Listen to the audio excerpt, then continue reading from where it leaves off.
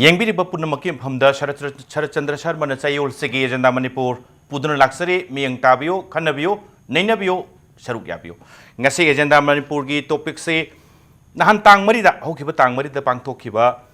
United Nations Nasai Human Rights Council gi Universal Periodic Review da Pangtokiba the Gumba Periodic Universal Periodic Review state da India se Kanna Human Rights ki India ki Human Rights record se matang da Kanna Cherakpa Nangukagi Matang to the Kananabi Tanzani Laibo Hangdi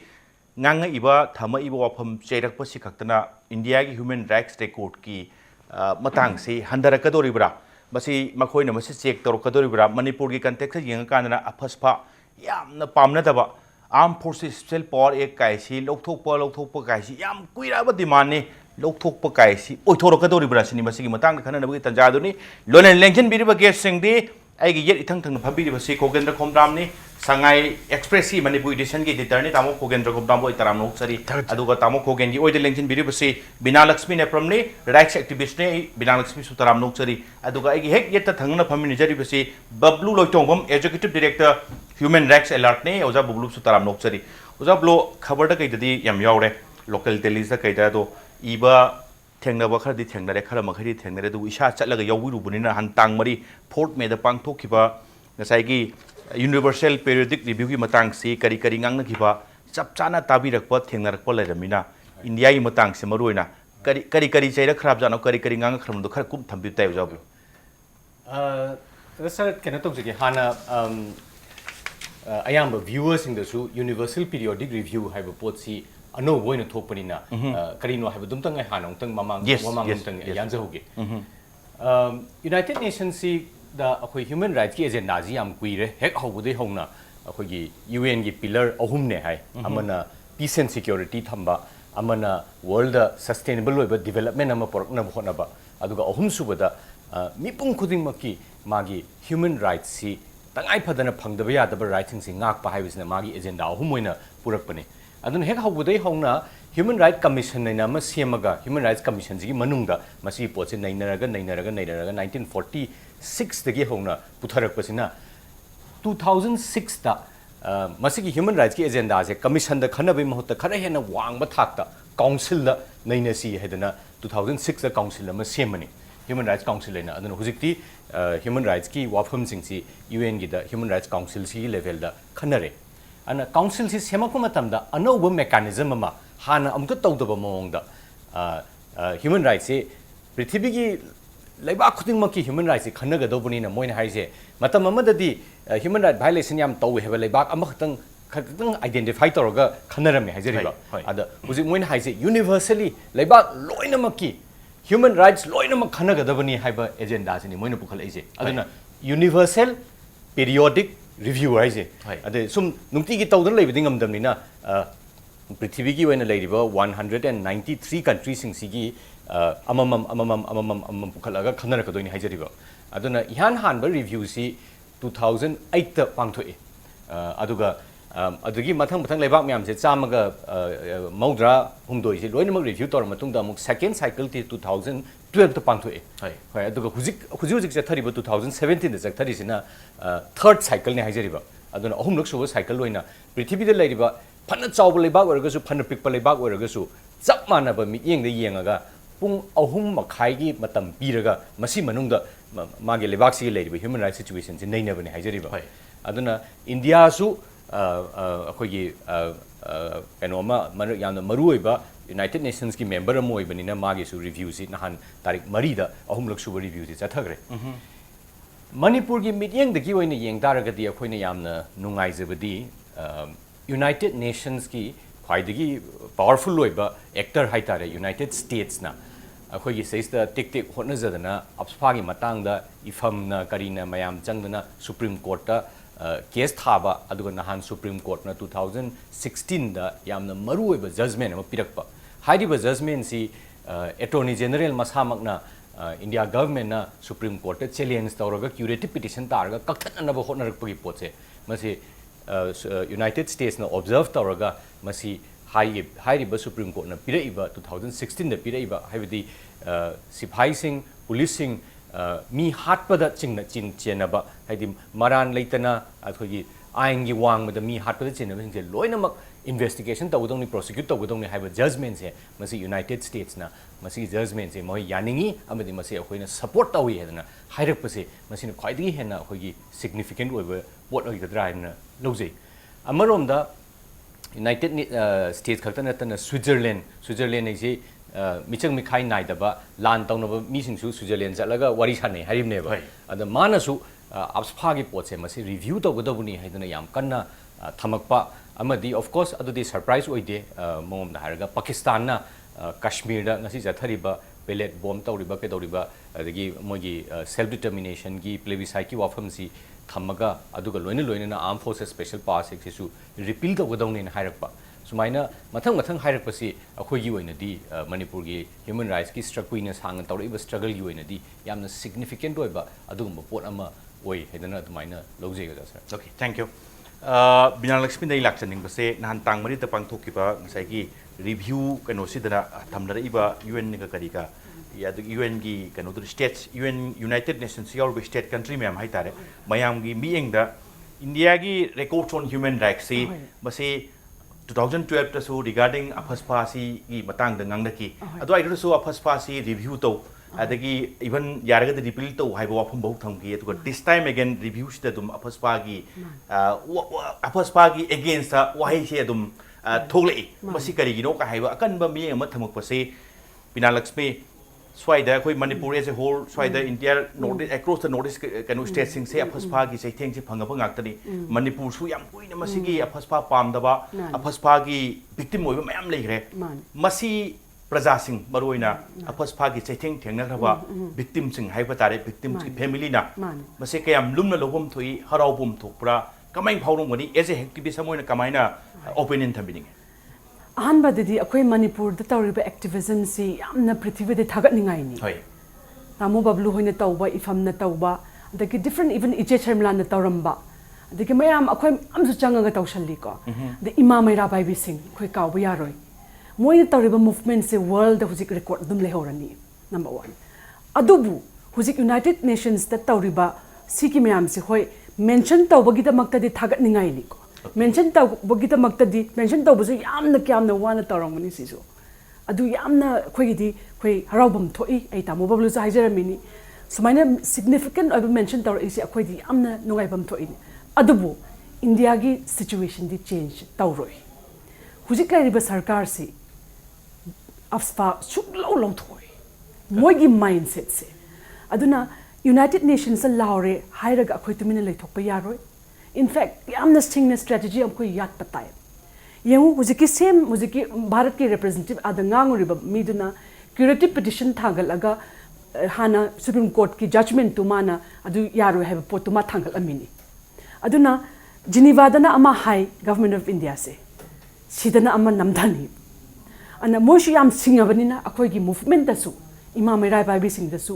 अदगी मयाम human rights activist मयाम lame अखोइ strategy मा Hong दरकार ताई अखोइगी थौना लेप यादे इचे चरमला चतक्रजु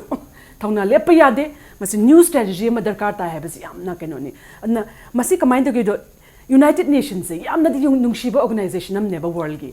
अदुबु अखोइना मुन्ना चलगा थिजिनबा मतमददि United Nations is as good as what its member countries wants to be ख्वाइदगी पैसा पीबा लेपाक्तुना वांगांग मंगमबे बदुना पैसा पीदबदुदि वांगांग मंगमदे नंबर 1 नंबर 2 इंडिया सिना यूनाइटेड नेशंस की पीस कीपिंग फोर्स है लेबदो सेकंड हाईएस्ट ट्रूप कंट्रीब्यूटर ने अदुना यूनाइटेड नेशंस की ट्रूप कंट्रीब्यूटर से कईगुम अखोइना हेक चेरकबा मतमदने इंडिया ने यूएन द थ्रेट तवे नोइना अखोइगी द मरमदा ngang तारदि अगेंस्ट अदुदु विथड्रॉ तौनीना अना not only अफस्फा नते sexual violence in conflict zone the rape thoi ba huji ngarang angang nahan tawriba rape tawriba myam sexual violence conflict so war crime ni si matang na ngangu yadriba racism haiba se karino haiba da moi india na racism laite haiba sikuma myam discrimination myam ade conflict laite haiba lepak ne india se aduna ada ngang baga sid tawbuga india di pura different ne and akoi तामो Bablu सु यावरबदि याम नुंगाइ जै को अखोइ मयाम लागा अमुक मयाम बिचम अखोइ प्रजा मयाम खनबा दरकार ताई movement से अनौबा dimension Okay. Adi UN na ngasai ki thamai ba Indian ki human rights record ki kari matang da thamai ba chairei ba ngang iba singdu yes yam significant way welcome tawi haroi tawu tabu UN na sumaina thamakhre kaina akoi apaspa gi against ka kai da hori ba ihok sing se tumin lei thokpo yawi matam du nati habani sum lai kan da ta ko gen yam nungai ba stage ri lai se men yes UN na chaira khre ngang khre chaira pasi khaktana human rights ki India ki record se as a whole sec to buda asi kaktana inap oirabra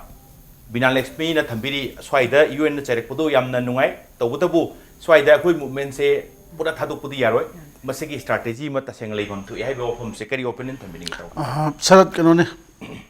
armed forces special power ek matang da akoi Manipur da iho changchalak pe yam kuire adigi Manipur changchalak pe iho ji icham chamna heta swaida law khongba iho du nate Pitribi mayam jina thak thak nikpa iho aduga makhal babu changchal labane changchal laba matungda committee siamba adu siamba ina koi Supreme Court na dari India government tawduna siame aduga sumnagi yamna masi repeal tawwa adigi yam ka hena review tawbagi wa natabada khari human ohensi na hayo bhawa madu adum haibai wadani adum tawdi adigi logthu u ga na haiba repeal taw haidi hoji hari India government gi side tagi hari jadi madu repeal tawradi armed forces na maruina central forces na kamai thabak tawung ngam thabak tawung ngam moi central force ki leader jing chu hari ji akhoi ji madu lokthokhradi ya yaudaba kai du maya yaudaba kai du orani haibane ba hari ji nadi hoji Binalakshmi na hari du ga dum manai lokthok ge ba wakhan atraga review tawge ha ba wakhan repeal tawge review tawge khara sabok sadok ge ha siba leite ba leite adu hojik su Babloo na jo hai Binalakshmi na jo hai Hojik nahan UN da hai badana ama hai nahan tawri khoi byam loi khangnei excessive force siznaba yaroi adagi SIT semdana koi ge extrajudicial killing ma jalo ore thikat kadabni hai basida India government na masi sukya yadri ba wafam ne ba adagi nupi masa sing khoi saija rep to bui thodok ma yam gi matang adu pukhal lak ba bhaw saija adagi yaroi na hai SIT semagi matang su adu mangai tabak tagi patharaba matam kuiraba aduna moi amu hana case lokatna thikat pai se ngai oidabani adeda Supreme Court ki judgment ruling du di yamna du di remarkable oi Indo Bangladesh war da madugi mi mayam du marale ba mi yam thikatna to buding amaga koi gi India da kui driba thalo si kari thikat panga moi doi no ai ado Supreme Court ai je lebak si gi di ganoni khwai digi sawba kan haidar smaina wayen thogda gi maram da di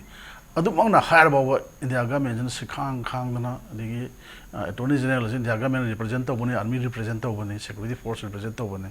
moina sikhang khangdana masi adum tawdana ba Supreme Court na phana hire su tawdana ba ni adum masi moina khonadana lai haije masi di asum wafam ne ba aduna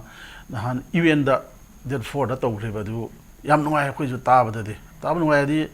khoi ju India da pura Indian chai bidi ngai tia du India na ka hen ma thabak sum jatharak pada mina yaring da phongdolak pase adu nungai adu jo adu nungai adi tawranu na haibane adu je hari duni mayam condition mayam ma thami duni India na tawro yana aina jo hajagre duni ha na dui khitang ba boy human ohenji haiba ba yadraba maduna chapchan India na madu lokthorokani haijidi ngana nahan gi khoi jet 4 gi do haibe attorney general haiba jo ma se khoi di yamna sathiba akanba thabak terrorism gi adigi adu mai thabak torwa famda thambani ma jo kadai deno poina ma question na ba dum ma khona ba se dum yawe ba adu na masi jike akhoi na tumina lesson ba khra chai India da khra ngang e haina haira tumina leiba dia na heto lokthokani hai du di masi lokthokpana ta ba review tawni hai du bok masi thajabali te nai thamnai Marang bhokta Assam da pura afwa mu thamjan giduni thamjale extend to kanda phaspa du amona koi thau mo mi tong lokthok ning bagi ngasai gi wafam lokthok ning gi wakhal lon du hu ju da leitri have nation yes a phaspa lokthok poi do phaspa gi against ngang bado taseng na India gi against ngang bu hum nate tabu maroi Manipur including Manipur da yes atopa northeast state sing even Kashmir sing a phaspa gi marumda security force ta ahen ba moi gi ahen ba chathabaduna maram ore kanda awaba nang mayam yawkhre aduna maram ore kanda phaspa du lokthu hai wafam duni adumang na heta India gi ge tapangang ngang wafam din nati havni ta kogen thambi ese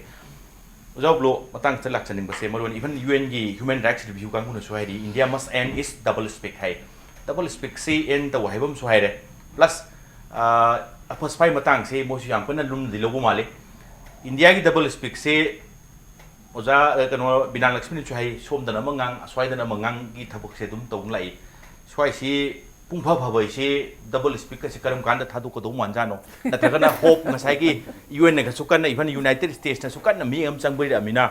apaspa kai lokthok pa se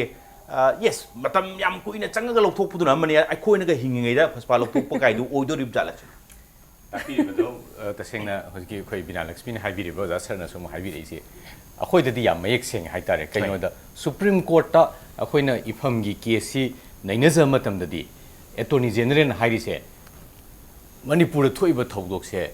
lawn गुम्बनी war like situation ने अदना मसे civil authority का दरकार तादे येकनब सिंग लोइसननब होना मतमदा अखोइदा अफापनम thumb यारोय अदना कनो से army ना अपस्फा की मतंग एक्ट तौ मतंददी अखोई दा अफापुन अमद थंबे यारोय सिविल अथॉरिटी ने क्वेश्चन तौबुसु यारोय हेदना आर्गुमेंट कन्न तौरिनेबा सेम एटॉर्नी जनरल दुना आदा लेबाक मयाम ममांगदा अमुक माना लिड तौरगा लाक मतंददी अपस्फा से अदुक हाकना साथीबदी नते अखोइना ऑपरेट तौरिसे सिविल अथॉरिटी की मखादा सिविल अथॉरिटी मतेंग पांगबोइन तौबनी हारियो पोचिंग साइ तापी दुमाइना आदा मताइदा याम अपिक जगह खरदा टेररिज्म लाइक सिचुएशन दा तौबनी हेवी पोचिंग हाई वार लाइक सिचुएशन है हाइगद्रेबदना सोमना टेररिज्म ने हारकपा अमरमदना सिविल अथॉरिटी की कनो दरकार लेते न सुप्रीम कोर्ट कन ngangamibdo होरेन असोमदना अखोइदि सिविल अथॉरिटी मखादा लेबनी अदना मयामगी इंटरनेशनल मीडियम चंगतनबा डबल स्पीक इदुदि अखोइदि मांगद संसंगना उरबनी हाइजरिबा अदना माइबु फीना कुप्तना थंब यादि है वही हम लेदन को जा अखोइगे कनोदा अदना कयाम कुइना इंडियाना मसिगी नॉर्थ ईस्ट तौरिबा अखोइ मणिपुर तौरिबा पोटसे मालेम द नमथाक तौगदोइनो हाइबसिगी क्वेश्चन दुनी अचुम अचुमदुदी हुजिकी मतमददी इंटरनेट की मतमनी एवरीबडी कदाइद केदौरिगे से ngasi अखोइना खनरिबसे हुरेन ngahak lerga अपलोड तौगी मतमदा ऑल ओवर द वर्ल्ड अदुम येंगबा यादोरबने हाइजरिबा अदुना सिगी मतम से नहावाई थाइना दी होय कम्युनिकेशन फलमद्रिङैदा अखोइना पाउजी कमाइना मपानदा यौगदगिना वानरिङै मतमददी तौरकोइ वानी सिगी डबल स्पीक सिदी यार अरोय हाइजरिबा अदुना तमना तमना हाना खंगनरंगदरगसु हुजिक तम तमना खंगैसि कयाम थुरा लौथोकदगे सिदी अखोइ म्यामगी होनबदसु लेरे याम सेंग हायर एक्जेक्टली माने होय अखोइसु पाउसी तानरगा कवर तौरपने हाइदारे मसिगी पाउसी अखोइ इफमगी केस खंगदे सुप्रीम कोर्ट चथरिबा अखोइ हियरिंग बिच मथंग मथंग तानर कांजिदा अखोइना सुम पाउगी सुम हापा कांदा याम कन्ना हाइदि सोमदगी इफमना तौरिबसिगी अगेंस्ट द अटॉर्नी जनरल जना ngang khoi ngarang na han nanwa hojike ba civil authority da mateng pangna ba tawani adigi toan ba society mayam adigi NGO jing makha na moina mieng kanna sangna khotna tawi adigi khoi na tawrisi mara leibasing moi se so dum charak phangna ba khoi toan system mechanism mayam ama leiga hai ba ji thothare ijala kamai tawja natraga wala double speak I do natraga thothare ijala I base yang nuai jebdi keno mo observation am do da to pamana na handaki laiba India gi delegation se attorney general na lit tawjaraga su ministry gi toan ba delegation lai adana answer se loin mak attorney general na sungak pi deba ada answer to was loin mak se ayi ba gi patho eba oche aduga sometimes hangdaba question gi answer su thogle eba aduna mayam na ada nganari se moge sigu taseng na hangai ba question sigi reply oina piribra natraga na charak pa sigum ba question khara lakpa ya habasi preempt toraga ai boina piraga tor ibra aduna attorney general na yam thothar ise taseng na magi wakhan da thothar ibra natraga scripted oiba pot ama pira aga sigai ngangu sidai hen ngangu nu haidana hairaga pirakpra habasi mayam ada kare haini sum sidelines the UN के sidelines the mayam NGO sing kari sing naina matam da khoi kano loira matung da tarik mari da khoi gi kano si loira matung da actual review si loira matung da tarik manga da khoi gi maru ba NGO sing Amnesty International Human Rights Watch Forum Asia mayam punsal laga khoi side event amada kano si dissect ama tawjai aipet khana naina ba ma ada mayam na hairi si कमाइन तो इनो pot से लोइनमक से हानना prepare तौरगा तसेंगना dialogue तौनब नतबा खनब नतबा हानना scripted तौरबा pot अमा पोरागा अदुम पंपाता पाथोकपा मानबगी pot खरसु यावी हिदना मयामना opinion माइना फोंदोकनै हाइतारे मरमदि कहीं की पोचे for example elderly की पोचे question हंग खिदे बगन आमता अद रिस्पांस ददी मोय पाथोर पददी यावरे एबा अद मयाम तौरिसे सिबु खितंग अदुमाइना नेचुरल स्पीक तो मलेरे अदुगा even ngasai gi matam du ki dialogue oina ground reality da ngangnagada hangnagada mayam du ki khitang haidu khra kanda hangbaru su yaw do khara yawsal lakpo su already scripted oibagi phim male uksen sengdaba aduga uksen sengdamok ti haiba yade uksen sengdabagi mami ma tabagum toba aduga sana daba chuna daba wafam khradi mayam na su angdo khre habni india gi matang du da Binalakshmi kai thambining bano ahan bada ai kaino ta hisi huzik lai riba ahan bada Indian diplomats sing as United Nations sa chahi taram cha charam na khange moi is most undiplomatic ni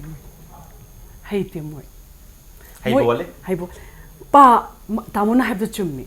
che do ira purakani adagi chena am te like word amu hena paroi ba moi ana see many forum da tawkre PMO yaurkani MHA yaurkani MOD yaurkani adudagi moi yare hara kanda pa bane okay aduna adu malayena ani subadang sai khanagi ahan bada haijaning madi huzik lai ba India government se yamna ultra nationalist government ana sida yellow mi ki pot akoi gi inat ipanat ipunat ki pot se pam da government ne masin ne khaira ga chaki gi haibne adu tawna ba mot the military infrastructure se moi di number 1 moi gi khulai ne basi any form Rajniti plus military. Aduna sida na inga sa haja giving strategic change to the basu ya ro hai ba pot se. Kaino da koi afswa gi movement se more than 30 years old sure. Chahi kontra di henjal ta ro movement se. 1980 dagi how given ko. Aduna si akoi India gi huziki lai ba political situation si huzik Manipur bhaukta da lai ba political situation. Hoi sarkar ama change ta gi mayam nungai ne ko. Adubu yamna luba tangkak ama lae sida lairiba uziki political situations da akhoi gi oiba ipanat ipunat ke potto madudi pamdaba national government ne huzik laise aduna afsfa di moi adum thamlai ne basi kari gi noida moi gi khutlai ni moi gi kaino ne lanmi ni na akhoi bu namdage huzik afsfa thami se kemen de army haiba pot se masi civilian area de laiba su ya de ba by law akhoi se moina pura Indian natri haibne moina kena tawisi any world ne army se they are trained moi se training tawi enemy do obliterate tawna ba hat na ba akhoi enemy ra 1958 tagi Naga Hills thamme 1980 tagi Manipur Valley ta thamme more than 60 years sudore aswa thammi se akhoi se India gi yekna bani sine bani ngasi bokta Naxal area da nahanzu mi kyam hatli CRPF adu da moi aswa thamde aduna akhoi si national building da akhoi je pura nationalist oidri aduna masi mekhaira ga moi je but ki makha da tawraga kellaga tawraga moi tawse sini ana amna aruba hujik night 2017 si yamna hujik ILP movement last year chat kuira chathagiba dum manga tokre hujik aduna India na hujik tawriba pot se aina haibaduni moi di tat yam tawi tat su hai akhoi di jam jamba punsi lenjaba jati ni akhoi se thauna di lai ko adubu akhoi yamna hujik yamna Manipur gi aruba tangkak ni haina lojai every akhoi strategy haita bayade movement haita bayade yamna hujik tamon bablu haibdo khoi degi nungai bo akhoi movement ti tok bayade in fact non violent movement nupi ne loching ba movement ahum suba nupi lal gi darkar ta hai thamjaningi adigi ahansing ne su thaba kanna tawri ko adubu world da yengak toisi ayamba Manipur masak ta isuju adum nupina su dum takpa yauri dana aduna akhoi adugi movement hengataba yaroi non violent peace movement sina masina maring chumna tawrakanda akhoi afsfa lokthokpa ngamgone ai thajaba laise Babloo kai huziki Binalakshmi thambada yamna phajai thambiribado ketang supplement tawjeningbada ngasagi India na militarization torok matam su USA su yam maru oiba partner amane haijariba strategic partner amani geopolitical climate se yeng matam da some kind of US ki kainoma good book ta laina ba honari bane ba India gi security establishment na Pakistan gi kari gi pot yeng matam da adu da US masamak na hujiki apspa gi pot se da ngasai gi akoi gi Supreme Court na hairiba haidi karigumba maran leiba miliau leiragadi magi force tu hen sizina ba retaliatory force tawbu leiragadi madu loinamak investigate tawgudawni prosecute tawgudawni hairi ise to that extent yam significant oibane na lojayeba interesting oirise hoi geopolitical reason na maram oidana militarization tawragasu tangai phadana chattaba yadaba norms kharadi follow tawam dharkar oiba for example America da su mogi counter terrorism gi potsi torok matamda angkoi kuidringai da America gi Supreme Court na Rumsfeld versus Hamdan aina kaino ma case ama Supreme Court na mogi right tai haijariba maduda su hairi se karigumba overseas to oirga su America gi troop na civilian population gi human rights violation tawrbo itaragadi madugi achumbaran ticket pase mase military court na tawba yade mase civilian court amana leiriba natural justice ki norm mayam se loino fazana follow toraga adumaina keno mada achumba wayel mamam chathahan badi thangai phade counter terrorism toraga su ama toraga su adu phawgi position je mogi keno gi America Supreme Court na su lawe hajariba clearly thame masigi pot sima akoina ifam gi case tawba matam je akoi Supreme Court apprise taw jeyeba hujik ngarang UN da su attorney general harise akoi any access lerega di akoi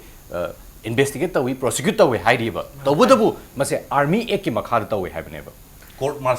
martial adagi khoi army court of inquiry tawi na habeneba masigi pot se taseng hargadi ngasigi prithibhi se mase chatna ba yadrabaneba army ani khatna matamda moge disciplinary act taw matamda court martial tawi ai kasu kaide mado ado babu manorama gi case ta sanjita gi case ta migi mayumdagi nupi imsam pharaga rape tawraga hatu akanda army court martial tawi si hujiki laiba international gi laiba train siga chatna ba yadraba potne hajariba aduna hoi kanodi manorama di kanoni bo hairo moina PLN ne hairi sanjita gumba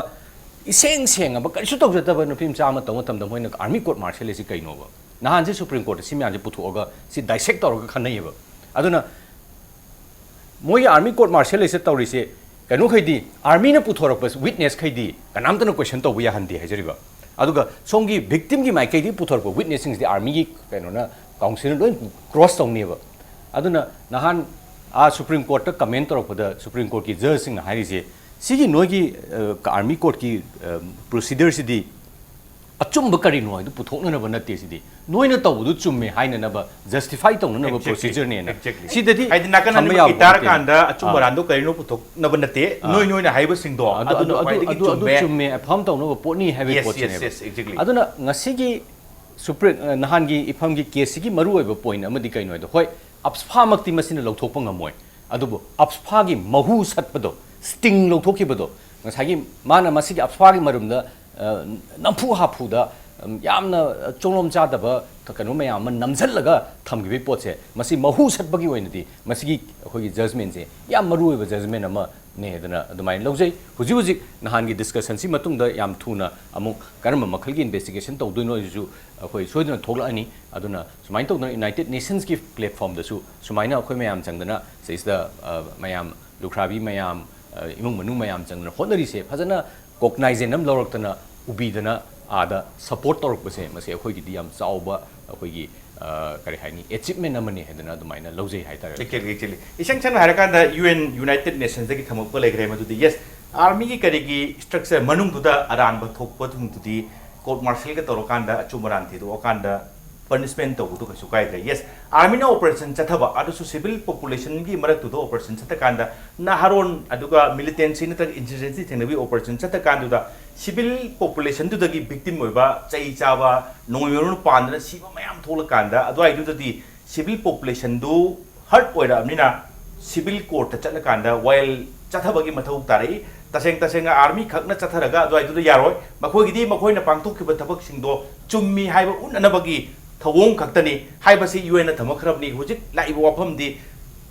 logi maramda thoina khangdaba United Nations ta ngangna ba sakna ba thoina khangdaba mina su mase even layman namna bo dum mase haigadaba aduga even objection tawdaba icham chamna dum khangne ra wafam mani sanction ha Binalakshmi Nepram kai thambining bana koina kanna hona zariba mayam si handaki last elections ta iche Sharmila da vote 96 lakra phangi baduda pura whole world na akhoi Manipur se condemn tawe iche Sharmila reject tawa means noina afsfa thammo haibani si akhoi micham prajata su husik akhoi awareness raising yamna darkar tai ngasi akhoi yan ta dre in lauje last elections the manifesto da hapkadawani political party akhoi khalloi APSFA repeal taw haiba pot se aduna yamna awareness raising again sa haisigi akhoi micham praja akhoi yan tadri last election say it's a very clear example akhoi na kamaina masi akhoi budi kanna hotnaraga khanara tawri ko adubu masi it has not percolated down to the cuts aduna movement nama tawbai hujiki ngasa aina haisigi lairiba hujiki situation si yamna lui irai laide aduga in fact APSFA thamoi se even akhoi ki politicians na number 1 ni kaigino APSFA haibase akhoi ki cabinet na moi delhi da ngakta moi su tawri adubu APSFA si akhoi ki cabinet na decision ma passer disturb area ek log tho eko koi adu su yae akhoi ki members of the legislative assembly su chang amuk yinga si APSFA log tho poi si ima ibel da katang tagadra ifam da katang tagadra iche sharmla yada da tokre ana huji akhoi ki 60 elected legislators ki mathau tai si tamo bablai mathau ra se ai ki thaura tamo ki thaura moi su akhoi na thagat pami hut ngak tani moi gi su changi yeng batai akhoi appeal tau jage sigi TV gi through the elected 60 members sing na manaraga amuk tang cabinet decision ma lauraga disturb era act hek lok tokum dam da APSFA chakre aduna first moi gi role achauba lay ba koi kaw ba yate number 2 in fact APSFA se yamana haira ise politician na hujikti Manipur se 60 armed groups laiba mafam ni 100,000 lakh ama military laiba mafam ne one of the world gi militarized zone ne ba koi se ngarang nahan mi ke am hatle lukra lising kun ni lairi se APSFA la thok padang ante inter ethnic fight mayam lairi inter ethnic community gi group mayam lairi armed gunmen mayam lairi adudi akhoi kamain tawdoiba aduna akhoi isana su introspection tawbai amna darkar tai akhoi gi jati amoina masi aduna ngasa aina haise gi biduni akhoi yamna clearly strategy emotional natabida huji kanna supreme court case tawshu tawri tamoina ko yamna nungai adi mahutta mayam politically sumoi assembly ta tawdobne mayam na changkheliba human rights activist na kaina changkheliba singi mathak tachu elected akhoi ki 60 members sing sigi akanba wilama leibam thoi even moisu masi khongjang sida moral support pibam thoi haibi wafum duni ta kogen break loge toromne ta kogen yam kainong ngangning mali ta kogen adu ta kogen ngangning badum leire aina question amtang ek to bu tai matang state da menona attorney general nga thamai wafum sing se Manipur gi maroina APSFA thamise some border area terrorism ki kari ki yam kahana activity akhui moi yam active oiba pham sing kai sing do tangai phadadana thambani ka haibi wafum su palli as a whole yeng kan da swaida leriba yes lalowa sing kari leriba wafum sing do aina uphold to wafum aina support to wafum dinate terrorism ni haiba ki potu yabiningbra terrorism tackle tongna ba hona bada tangai phadana APSFA thambani ka haiba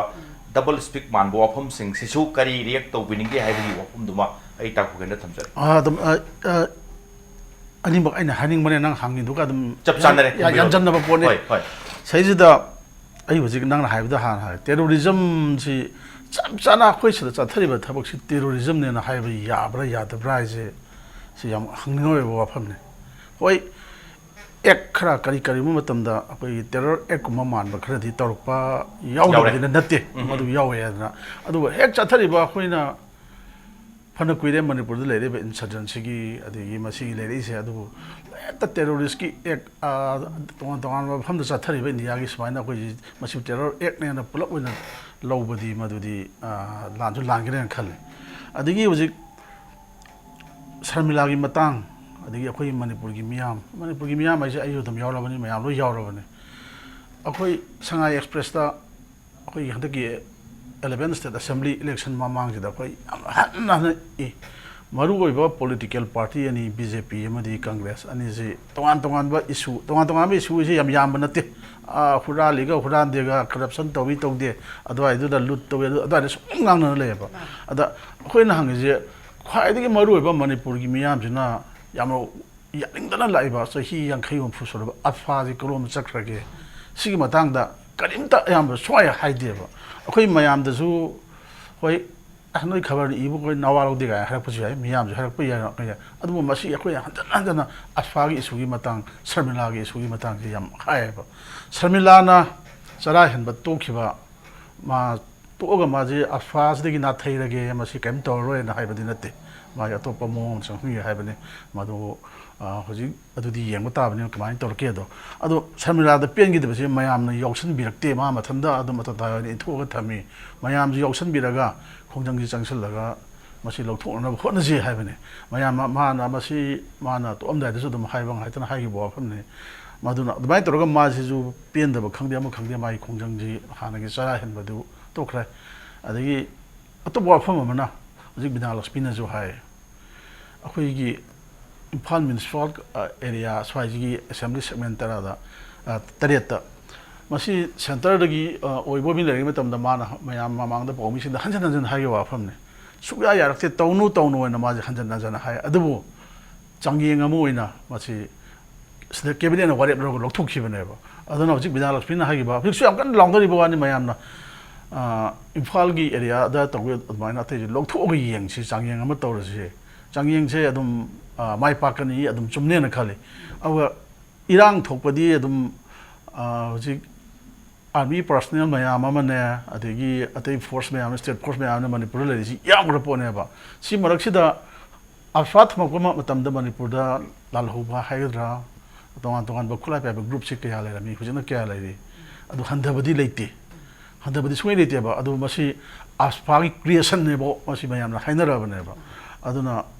आसफाजी थमदनबा Masih लौथोनबा disturb status लौथोक पाइजे स्वाइदगी सु गंबा पोटनिना आदगी fun thing आजु अदि Young ताबने कइनोदा आसफा थम मतुंगदा Laiba फोइगी film जिदी हानगी film दुदगी कनो तौबनतेबा फसलक्तबनेबा लालोबो organisation ना हैगदरा खुलाई पाइबो organisation मसिंग हेंगलकपनी अदुदगी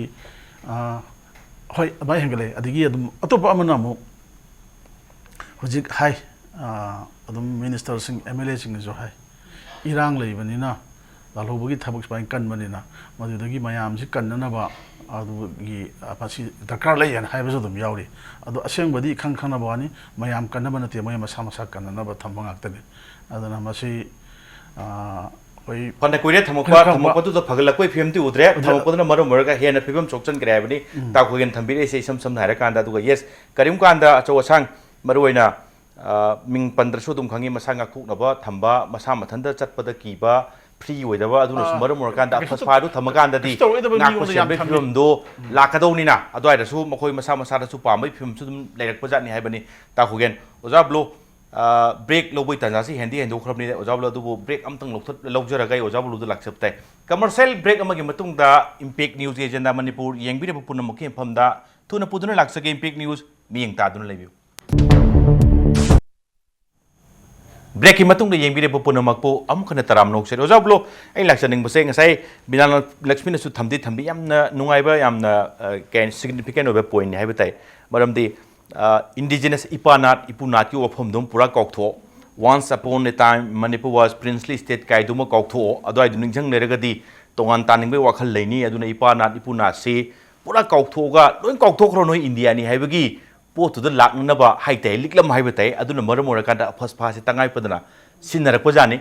not only ngasai in the name of ngasai militancy censorship tackle to bukhaki natabada yamna root cause ama dum leidi haibasi oja kari comment thamining mani masi matangda yamna phaja phaja ba opinion phongdokpi akhoi gi JNU da professor obiriba oja akhoi tamo bimol gi writings da masi yam phajana thoi abspa thambibagi idea se chumna the law and order natraga public order control to bai wanga na te mase India pura ondriba mayam se India pura onthokpa yana ba thamba ek ne na aduna taseng na hairaga di kaido bai no kariguma masigi pochina lal hobo dil tawna bagi damakta ne na leiraga di hujiki khwaidigi hena chaun lal horiba Chhattisgarh gi sigi whole central India gi kaino hogi red corridor se huji pau abspa thamdana karigino lal hobo pura kawgraba ha ceasefire da leijara aba nagai chinau sing chahi ngasi chahi kunlom sibhayam ta kaptraba sidadi apha thambase lokthoi oi cabinet na decision lokjara bhawda nagaland cabinet decision lokjara bhawda lokthoi yadeba aduna di mase kano ki wangam natabada insurgency ki wangam natabada moina leiriba akhogi miyam praja du kya thajadaba aduna tangai phadana army na phajal laga thamdragadi moisi India le tongan tage herkani hena khanba ꯑꯇꯣꯞꯄ ꯖꯥꯇꯤꯅꯤ ꯍꯥꯏꯗꯅ ꯈꯟꯕ ꯀꯥꯡꯕꯨ ꯈꯔꯒꯤꯗꯃꯛꯇ ꯊꯝꯕꯅꯤ ꯍꯥꯏꯕꯒꯤꯁꯤ ꯑꯗꯨꯝ ꯃꯁꯤꯒꯤ ꯊꯤꯑꯣꯔꯤꯁꯤ ꯑꯩꯈꯣꯏ examine ꯇꯧꯕ ꯑꯗꯨꯝ ꯌꯥꯏ ꯉꯔꯥꯡꯒꯤ ꯀꯩꯅꯣꯒꯤ ꯄꯣꯠꯇꯁꯨ ꯑꯦꯇꯣꯔꯅꯤ ꯖꯦꯅꯔꯦꯜꯒꯤ ꯂꯣꯟꯗꯁꯨ ꯃꯁꯤꯗꯤ ꯑꯥꯗ ꯀꯩꯅꯣꯗ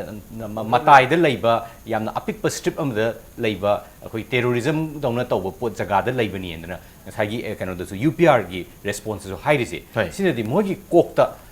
ꯇꯁꯦꯡꯅ ꯄꯨꯔꯥ ꯏꯟꯗꯤꯌꯟ ꯅꯠꯇ꯭ꯔꯤꯕ ꯁꯤꯡꯁꯦ ꯏꯟꯗꯤꯌꯟ ꯑꯣꯟꯊꯣꯛꯅꯅꯕ ꯐꯥꯖꯜꯂ ꯊꯝ ꯌꯥꯅꯕ ꯉꯁꯥꯏꯒꯤ ꯍꯤꯟꯗꯨꯠꯇꯨ ꯍꯥꯏꯅ ꯏꯟꯗꯤꯌꯥꯁꯤ ꯆꯞ ꯃꯥꯟꯅꯕ ꯇꯣꯉꯥꯟꯕ ꯂꯩꯔꯤꯕ ꯄ꯭ꯂꯨꯔꯦꯜ ꯑꯣꯏꯅ ꯂꯩꯔꯤꯕ ꯏꯟꯗꯤꯌꯥꯁꯤ ꯍꯦꯛꯇ ꯂꯣꯏꯅꯃꯛꯁꯦ ꯃꯥꯟꯅꯕ ꯀꯩꯅꯣ ꯑꯃꯗ ꯌꯨꯅꯤꯐꯣꯔꯝꯂꯤ ꯇꯛꯈꯥꯏꯒꯦ ꯍꯥꯏꯕꯒꯤ ꯋꯥꯈꯜꯁꯦ ꯈꯔ ꯂꯩꯕ꯭ꯔꯥ ꯁꯤꯕꯨꯅꯦ ꯑꯩꯈꯣꯏꯅ ꯅꯥꯖꯤꯖꯝ ꯍꯥꯏꯔꯤꯁꯦ ꯅꯠꯇ꯭ꯔꯒ ꯑꯩꯈꯣꯏꯒꯤ ꯐꯦꯁꯤꯖꯝ ꯍꯥꯏꯔꯤꯁꯦ ꯍꯥꯏꯗꯤ ꯃꯌꯥꯝꯁꯦ ꯍꯦꯛꯇ ꯂꯣꯏꯅꯃꯛꯁꯦ ꯌꯨꯅꯤꯐꯣꯔꯝ ꯀꯩꯅꯣ ꯑꯃꯗ ꯕ꯭ꯂꯣꯛ ꯑꯃꯗ ꯀꯩꯅꯣ ꯁꯥꯕ ꯑꯗꯨꯃꯥꯏꯅ ꯆꯦꯛ ꯁꯥꯕ ꯑꯗꯨꯃꯥꯏꯅ ꯍꯦꯛꯇ ꯁꯥꯒꯦ ꯍꯥꯏꯕꯒꯤ ꯐꯤꯕꯝꯗ ꯃꯌꯥꯝꯁꯦ ꯍꯦꯛꯇ ꯌꯨꯅꯤꯐꯣꯔꯃꯥꯏꯖ ꯇꯧꯔꯒ ꯍꯦꯛꯇ ꯀꯩꯅꯣ ꯇꯧꯔꯛꯀꯦ ꯄꯨꯟꯁꯤꯜꯂꯛꯀꯦ ꯍꯥꯏꯕꯒꯤ ꯄꯣꯠꯁꯦ ꯃꯁꯤꯗꯤ ꯏꯟꯗꯤꯌꯥꯗꯗꯤ ꯈꯔꯗꯤ ꯋꯥꯅꯤ ꯃꯣꯏꯅ ꯐꯅꯌꯥꯝ ꯍꯣꯠꯅꯖꯔꯒꯁꯨ ꯃꯗꯨꯒꯤ ꯑꯥꯏꯗꯤꯌꯣꯂꯣꯖꯤꯗꯨ ꯇꯧꯔꯒꯁꯨ ꯄꯣꯠꯁꯦ ꯚꯦꯔꯥꯏꯇꯤꯁꯤ ꯌꯥꯝꯕꯅꯤꯅ ꯍꯥꯏꯗꯤ ꯂꯩꯖꯕ ꯁꯛꯇꯤ ꯁꯤꯖꯤꯟꯅꯗꯅ ꯍꯤꯠꯂꯔꯅ ꯄꯤꯁꯛ ꯄꯤꯛꯈ꯭ꯔꯕ ꯖꯔꯃꯅꯤ ꯑꯗꯨ ꯀꯟꯚꯔꯠ ꯇꯧꯅꯕ ꯍꯣꯠꯅꯕꯗ ꯃꯊꯛ ꯃꯈꯥ ꯑꯣꯟꯗꯅ ꯃꯣꯏ ꯃꯗꯨꯅ ꯑꯗꯨꯝ ꯆꯥꯗꯅ ꯑꯗꯨꯝ ꯁꯤꯈꯤꯗꯅꯀꯣ ꯑꯗꯨꯃꯥꯏꯅ ꯇꯧꯗꯅ ꯏꯟꯗꯤꯌꯥꯒꯨꯝꯕ ꯑꯁꯨꯛ ꯌꯥꯝ ꯗꯥꯏꯚꯔꯁ ꯑꯣꯏꯕ ꯖꯒꯥꯗ ꯑꯗꯨꯒꯨꯝꯕꯒꯤ ꯋꯥꯈꯜꯂꯣꯟꯗꯨ ꯄꯨꯁꯜꯂꯛꯑꯒꯗꯤ ꯄꯣꯠꯇꯨ ꯁꯛꯁꯦꯁꯐꯨꯜꯁꯨ ꯑꯣꯏꯔꯣꯏ ꯇꯧꯕꯇꯕꯨ ꯃꯗꯨ ꯌꯥꯝ ꯀꯟꯅ ꯄꯨꯁ ꯇꯧꯔꯛꯑꯒꯗꯤ ꯏꯅꯥ ꯌꯥꯝ ꯇꯥꯟꯅꯕ ꯁꯨꯃꯥꯏꯅ ꯑꯐꯥ ꯂꯥꯏꯛ ꯁꯤꯆꯨꯋꯦꯁꯟꯁꯦ ꯃꯅꯤꯄꯨꯔ ꯈꯛꯇ ꯅꯠꯇꯅ ꯍꯌꯦꯡ ꯀꯩꯅꯣꯗꯁꯨ ꯑꯇꯣꯞꯄ ꯏꯟꯗꯤꯌꯥꯒꯤ ꯑꯇꯩ ꯖꯒꯥ ꯗꯤꯐ꯭ꯔꯦꯟꯁꯦꯁ ꯂꯩꯕ ꯃꯌꯥꯝ ꯁꯥꯎꯠꯇꯒꯁꯨ ꯊꯝꯖꯤꯜꯂꯛꯄ ꯌꯥꯏ ꯍꯥꯏꯖꯔꯤꯀꯣ ꯑꯗꯨꯅ ꯃꯗꯨꯒꯤ ꯁꯤꯆꯨꯋꯦꯁꯟꯗꯨꯃꯛꯇꯤ ꯏꯃꯔꯁ ꯇꯧꯍꯟꯗꯕ ꯐꯩ ꯏꯟꯗꯤꯌꯥꯒꯤ ꯂꯩꯔꯤꯕ ꯃꯤꯁꯤꯡꯁꯤ ꯌꯥꯝꯅ ꯁꯤꯡꯕ ꯆꯥꯅꯛꯌꯒꯤ ꯃꯆꯥ ꯃꯁꯨ ꯉꯥꯛꯇꯅꯤꯅ ꯃꯣꯏꯁꯨ ꯈꯤꯇꯪ ꯍꯦꯟꯅ ꯋꯤꯁꯗꯝ ꯂꯩꯅ ꯒ꯭ꯌꯥꯟ ꯇꯥꯅ ꯊꯕꯛ ꯇꯧꯕ ꯐꯩ ꯍꯥꯏꯕ ꯄꯣꯠꯁꯤ ꯑꯩꯈꯣꯏ ꯊꯝꯖꯅꯤꯡꯉꯤ ꯍꯥꯏꯇꯥꯔꯦ Okay. Binalakshmi lakchapudi aduga Binalakshmi thambinamusu thambiro aduga menoina Attorney General Mukunnaga handaki tang mari gi me gi tang mari da pangthokpa ngasai gi review akhoi gi periodical review gi no du thambase maroina massive political debate is on whether AFSPA should be repealed or not kai si id yam chauba political debate am sathari AFSPA lokthok to be silep na ba kai si pangai hai bazalan traga taseng na man bazala taseng na pangthok bazala sini aina hangjaning base Binalakshmi da Okay. Man bazani. Tawde. Okay. Akhoi PMO invite tawraga Ima Chandrajini malomgi macha ani lai kitaba. Ma muk yauraga Siddharth Vardarajan mayam daw khoi mi pham ama dele da phamgi. Ima do ahan moina macha je national award oi gi bagi ma laaga ima do yamna nungai tana moi connect tawraga moi si gyan tana baina phatyam hotna bani ko adubu moina adum hai AFSPA gi against lepa sing si anti national lena tawre hojikti national anti national gi debate se launa adu tamosar ai kenom ta haise gi ko handaki india gi periodic review si ta khwaidagi tamona so hai yamna machang oi pot ma haise gi ko AFSPA da natte ngasai tamona hai AFSPA si handaki tang mari gi sida racism gi pot su yauri aduna last 3 years ta north east gi Manipur da gi su ataki north east se lakpa mi chatret mukne ba phuba hatpa rape tauba Delhi tarami se within the last 3 years isamak su aduda participant protester in yauraga koi kanna movement jangin gi bane ba aduna even racism gi wa se handak su akoi jati da natte akoi gi north east akoi bu chinki haiba ko akoi gi kaino hoizar chaba soibum chaba moina manam namthi shiniko asigumba chawkhattaba mioi basing si moi Delhi lakunda moina akoi usitte naga khangde kuki khangde maite khangde moi gi cha manai chinki moin tawrise na sigi issue zo handak UPR handaki periodic review to pukhatle aduna India na kamai khumi there is no racism in India da racism laite sini racism haibadi akoi gi jat bijati even kuchu ngauba fair and lovely ki et tawbasibu racism ne Shahrukh Khan na fair and handsome tawbaju ngauraga na phajai muraga na thi hai pot si masamak racism ni kuki naga maitai pangal sigi jat bijati khaina basu racism ni moi haini suklai leite si and India is a complete denial mode ni moi lai se and the armed forces special power act akoni 2014 nido tane haiba angang si Arunachal gi hatpa matam da moina mayang sing na pulaga hatpa matam da akoina law ba jantar mantar da AFSPA yauraga racism se not only when notice gi angang ama phuba chaiba hatpa natana AFSPA is itself a racist law in akoi law kainoi da karigino moina AFSPA si ꯑꯩꯈꯣꯏꯗ ꯑꯍꯥꯟꯕ ꯊꯝꯃꯤꯅꯤ north east 1958ꯗꯒꯤꯅ ꯑꯇꯩ ꯃꯐꯝꯗ ꯀꯩꯗꯧꯕꯩ ꯊꯝꯗ꯭ꯔꯤꯕ ꯍꯥꯏꯕꯗꯤ ꯃꯁꯤꯒꯤ ꯂꯣꯁꯤ including it's a part of a racist policy of the government of India ina koi phajana koi laukhi ana masi koi yamna akhoi na haisini akhoi maselgi politics ki pot to tokro akhoi gi ipanat ipunat haisi hekta adu tongdana akhoi hingba ngamoi akhoi gi jati si yamna nungsiba mafam ni lambat yam chatlasu manipur haiba lamde sup ani juna phangoi ana akhoi munnam khanaraga akhoi masi aina haibido anauba strategy ma darkar tai aina potsi ana afswa movement afswa khata natte even gi akhoi gi education policy da akhoi gi history yahondaba discrimination every angang gi laik takpadagi angang gi nawshung gi laik yawbi bra angang gi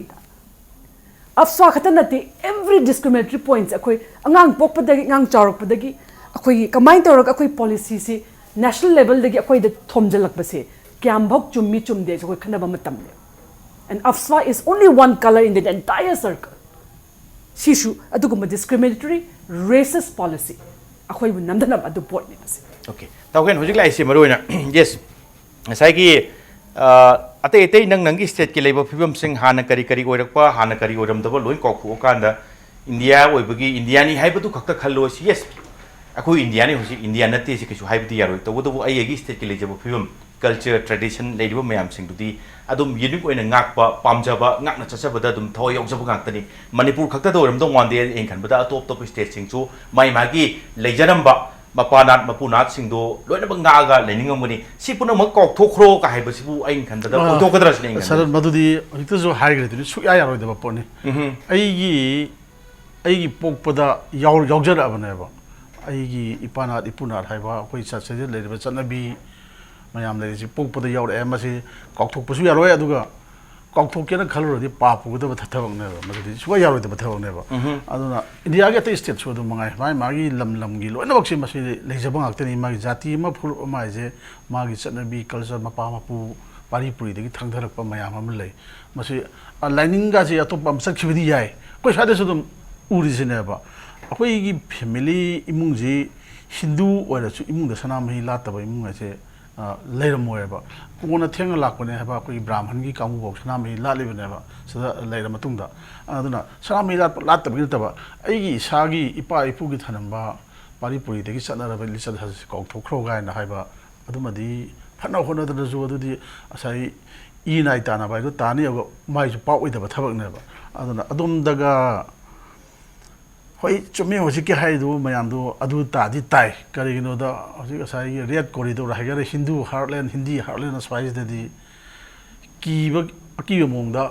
hatna sunaba crpc phanabjana handak gi hatki buduri yam adu mamang pulap chawak hat pe yam laigrbane ba leirokan da afagi wadudi spice de adudi pallu de dum dai lan sanak sina dong male ba adu ju thamde aduga hek akoina di sum akhoi khabar yawra sum thangna rakpada political solution porakadabani gaina haiba adigi asphana yarwe na dum hai aduga sipai kambure yamna hai khoi ledi sinna waktan sinna sida kamaina khut thaga de ge khoi yam lubani gaina di yam hai aba adu aseng bagi di madwai do double speak na tabara double speak kai do ma aseng bagi political mai campaign na me ngangba khoi sipai khoi sum khanga sana ba ase haibe phajadaba pone ba ko moina ada khoi lam maming di palaroi moina duty taringai da mi cham du thengraba da bau yekna bane na khalaga hale hai ba not indian da te ko bain da to adu si phaiing ji khoi sai da la ga to ri jo khoi isni naw ne na khalam ga dra hai ji isni naw ni hai ja sai ai madu thajaba wa le ba ko hatok khoda ga na haiba chauri haiba di amade adu ba thokiba thodok singduna isinraw oijarasu basibu oiraba jatla ne kaina yamna ithanda hangjaba ki dum sanam sa adubu angang so angang ni man kai to gong gi ma mai tro mangan bi no halino ba de sai Babloo na gi ba sangita gi case do am sa thina shocking oi ba ke no ne ba sidi hoina english film da ubo di moi si kari haidoi no khangdre aduga moi si court martial mak ore sum sidi moi masana yam kanna lokal kan na khalle ba sidadi supreme court ga haiba dadi ma'am पुखल case ma'am से लोन लाख लंगनब curative petition थाबो करियो Supreme Court है ma'am से लंथोनब होने नहान नहानदी मैम सिविल कनो मैम से अखोगी सिविल सोसाइटी मैम से कन्न येंगा फजन थबक तौरीबनी अदगी अबाइन थोइता हायबा सिविल कोर्ट चसे हारकांदना यादना दुम लेबा हुजिक होय मोइन चथब केसता दंडी पीगिबा मोइ चराक फंगिबा मोइ पर्सनल होय अनजावबी अलाय खरादी लेदी ले अदु चराक तु चप चप चराक ला फंगलिदो हाइदि ओइदिएबा अदुना नहान वेल चत्ती चथे अदुगा फंगिबा मागी पीरिबा चराक पनिशमेंट दु तसेंग माना तौलिबो क्राइम दुगा चानरब्रा तसेंग चानन पीरिबरा कायसि अमते कोर्ट के डायरेक्शन ना कोर्ट के नहान पीगिबसु यावगिबनेबा कनो इचे मनोरमाइदा कॉम्पेंसेशन पीरगा लानमिसिंग कनाम आइडेंटिफाई तो यस एक्जेक्टली सी यंगने आइदि भूतना रेप तोरमराबा इचे तो न सिगुम्बा जुगो चादबा याम तौरे न तामोना हाइबदो अखोइदि डॉक्यूमेंटेशन तौबा लेप यारोय अखोइ मूवमेंट लेप यारोय अदुगा अकन अथौ यावबिरउ लोइनमक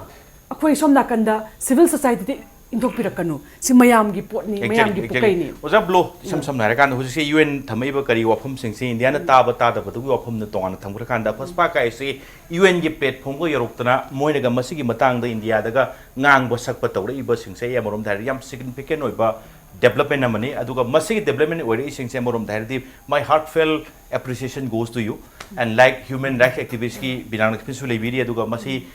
lepodi ya hero hona bom di changi ni taba ta da baduna amani yes akoi movement akoi protest akoi effort swaida thadu po yadri aduga mayang su support adum darkar legi ni hebani aduga losalak puse Binalakshmi maroina aina ngasigi ki tada se lora kanda Binalakshmi akoi gi kahitare lakliba megi kunithoi 2017 gi megi kunithoi da sai gi Columbia ki University New York da maroina Rights of Indigenous People haibadugi program du da saruk yananaba khallaba adugumba Binalakshmi Nepram ni yananai congratulation aduga wish you all the best matam chana satpiyu matam chana yaubiyu matam chana maram chana ekhoi gi leriba sing sichu mayam tiliba mayam da khangan biu sini takogen aduga Binalakshmi aduga Babloo ngasi impact news ge studio do lakbiba aduga agenda Manipur se saruk yabiba loinana अखोगी मपुंग फान बुगी दमक तै लोशलक पुद guess ओ मपु अमु कने थागचे ngasi ki damak ta oina de impact news ge agenda Manipur matang se lotion jana batanjai role du bulamdam sida tholiba thokdo wa thok kya ge marik sumba report ki damak impact news mi yeng ta aduna lebiu